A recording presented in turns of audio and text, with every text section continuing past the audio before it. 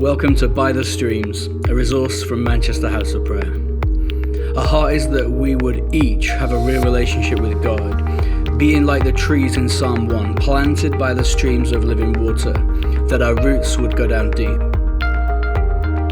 In this episode, we finish up our conversation with Justin Rizzo and we talk about co-writing, Justin's experience with it, and why he finds it so valuable. So, enjoy.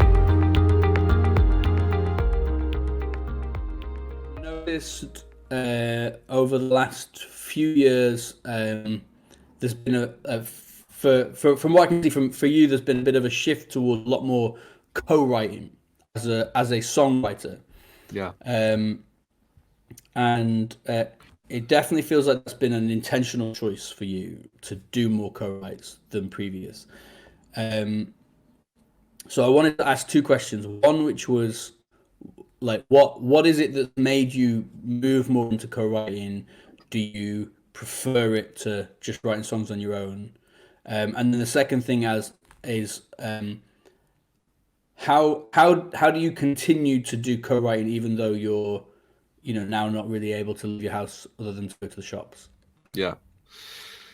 Matt Redman at the One Thing conference, which is the conference we had here in Kansas City for a lot of years, did a songwriting workshop, and a good friend of mine named Anna Blanc, we're actually texting about it, and I said, ask him, because her and I had started to do some co-writing, but we still weren't like, because she was on my team at the time and we were co-writing on stage a ton, just things would come out spontaneously.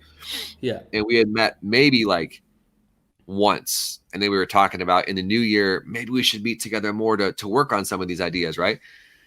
But we weren't quite sure, and so I texted, I was like, ask him the question. So she asked him this question, talk to us about co-writing, and his response changed me that day. He said, because this, again, Matt Redman, huge songs are sung all over the world. And he said, actually, the past 5 albums I've done, I've not written one song alone. Wow. And I thought to myself, if Matt Redman's doing that, maybe I need to rethink some of my ideas of what songwriting looks like. Can you write songs on your own? Absolutely, because you can. The Lord's given you creativity. You have the Holy Spirit. You have the Bible. I mean, you can do amazing things. But I've found since that, so I guess I'll continue my story. So after that, I started co-writing 15 hours a week. I had 3 different groups of people that I'd meet with on a set day, a set time every single week. And I continued that for a couple of years to say, I'm going to learn, what this is like and what's good, what I don't like about it, who I like writing with, who I gel well with, because it takes time, at least in my case, it took some time to figure that out. And so here I sit, maybe 5 years later, and I am a firm believer in co-writing. But I also believe in, writing by yourself. But I think that it does so many things. It would take too long to talk about. But one of the things it does is it forces you to be humble. Because when I'm sitting up here in my writing room, I can do whatever I want. No one's critiquing me. Maybe I'll bring it to my wife or a friend, and then maybe I'll take their advice, depending if I think they're right or wrong or how emotionally attached I am to this idea. But when you're in the room with the person, it's no holds barred. Hopefully that you're secure enough to say what you truly think in that writing session. And it's been so life-giving. And so even with this whole virus thing that's happened, I've just taken my co-writing online. Like I was supposed to be in Austin, Texas, writing with a guy named Jesse Reeves, who's got his name on some, most of his songs that he's co-written probably. But I was just like, hey, let's just FaceTime it, instead of going down there. And it's kind of got me inspired because I love working in my office, and I love being in studios and, writing in those kinds of spaces as well. But just to not have to move my computer, not have to pack anything up and just pop open my iPad and write for a couple of hours and close my iPad and I go back to work. And, it's amazing. So I highly encourage Zoom, FaceTime writing. Even a lot of the worship leaders that I'm coaching right now, who are my clients, it's one of my challenges for them is, hey, you got all kinds of extra time. What's one thing you can do with your worship team through Zoom whether it's start a Bible study or start a co-writing group or meet on there for coffee, during this virus season when we're all on lockdown. And so technology is amazing, and I definitely encourage co-writing that way.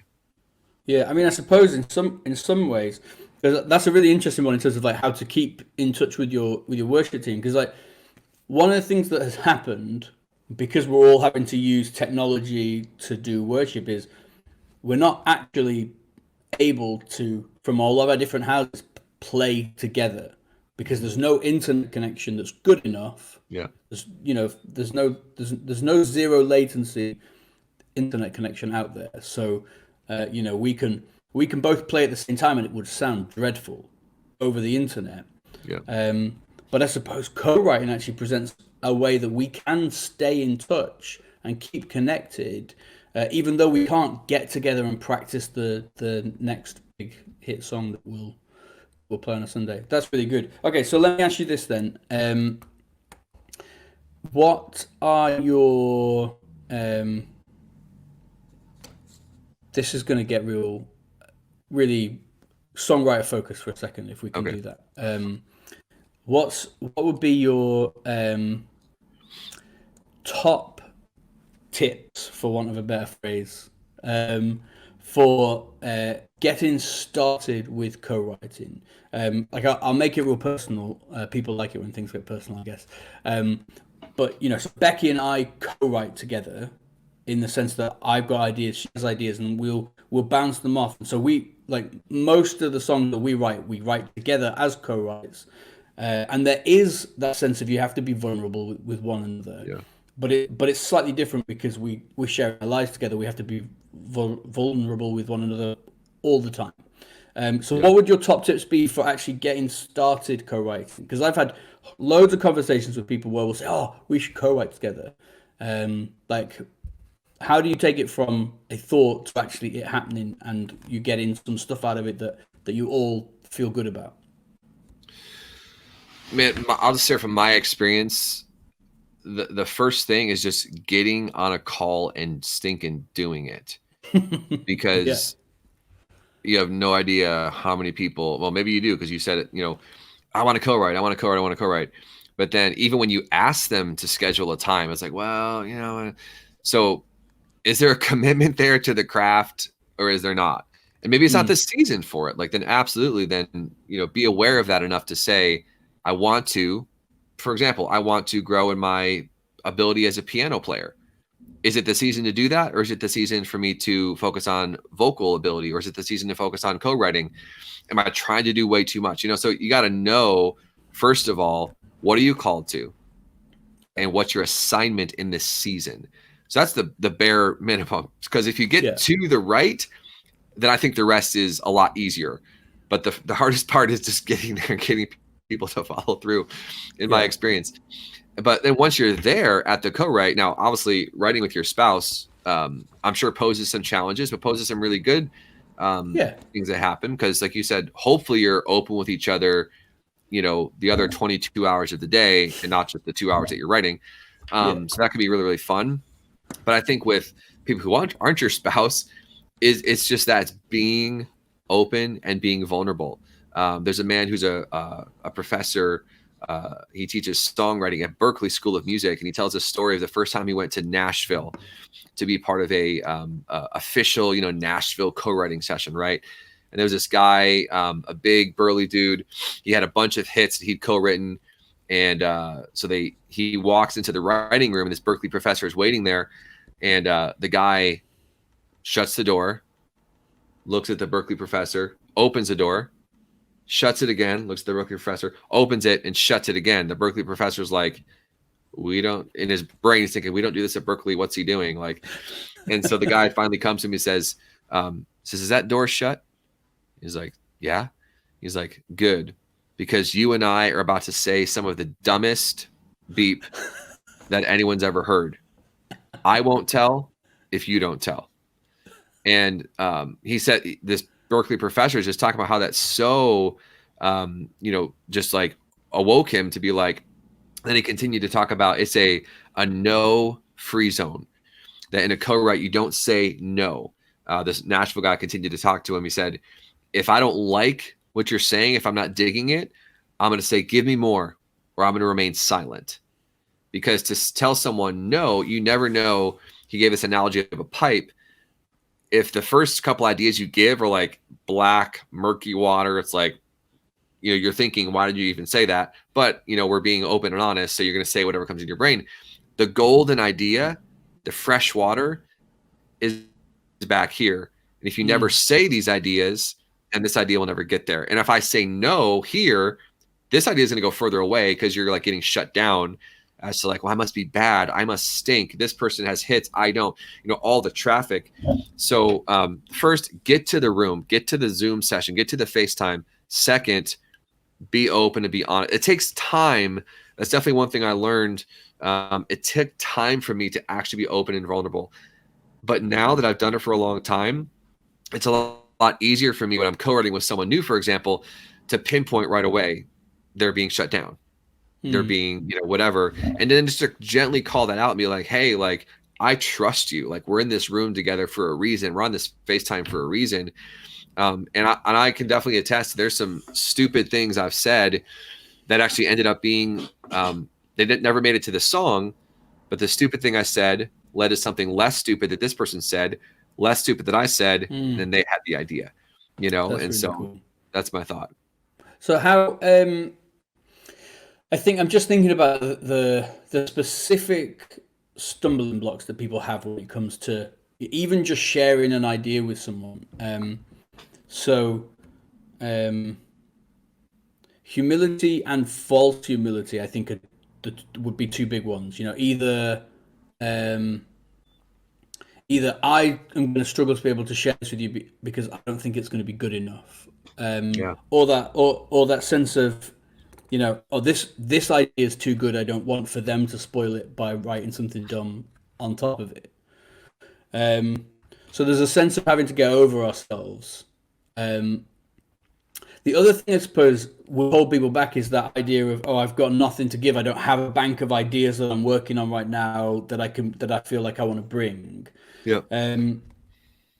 To those people that are just like, they don't feel like, maybe they're experienced, or they don't have, I've got 8 or 9 good ideas that I can bring to this co-write. Like, what would your suggestion be to those people, or encouragement, I suppose? Get in the room and write. A lot of that stuff, I think, is fear and bondage and insecurity that you're never going to work through. In my opinion, you're never going to work through it if you just sit in your prayer closet until every insecure or fearful thought is gone. You're going to work through that as you take your golden idea that you think is going to be, this amazing song, and bring it out there. And then that golden idea ends up not even making it into the song because it wasn't as golden as you thought. But the product from your idea created something truly beautiful. But you never would have, that's happened so many times with me, but I never would have seen, Justin, great concept, wrong lyrics and the wrong melody, but great concept. And then I shelf my awesome idea and I co-wrote it with 2 other friends. And I'm like, wow, thank God for friends who are honest and loving with me. And if I still love my idea, I can take it back and, write something else with it still. It's not like, but I feel like ideas are just, God's really creative and it's like an endless flow. So just throw a lot of that stuff away. How do you do that? By actually getting in the ring and fighting, go after it, like work yourself, get yourself in shape emotionally and mentally, which is, you're never going to get in shape thinking about the gym. You're going to get in shape when you get on the floor, do some push-ups, do some sit-ups. You're never going to get in co-writing shape thinking about, I figured it out. This one guy gave me the 5 steps. I'm going to go do the 5 steps. Well, that other guy in the co-write doesn't know those 5 steps, and you probably won't agree with them. So just get in there, figure it out, and do it.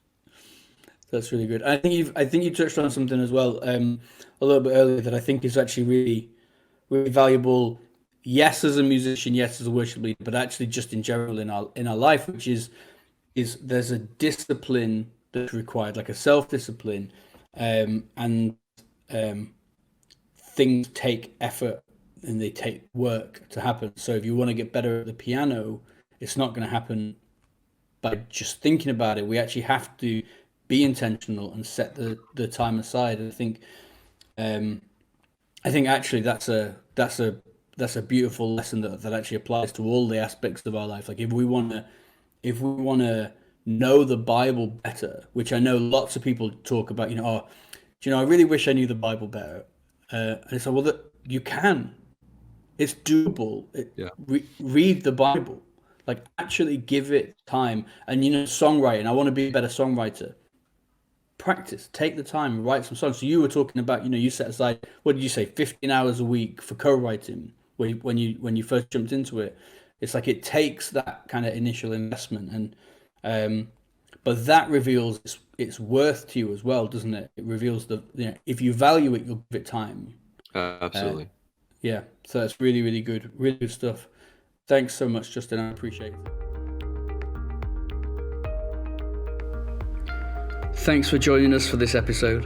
We pray that you would encounter the Lord through what's been shared. To find out more about who we are, head to mhop.org.uk or find us on Facebook or Instagram at mhopuk. For information about By the Streams, head to mhop.org.uk/by the streams. Bless you.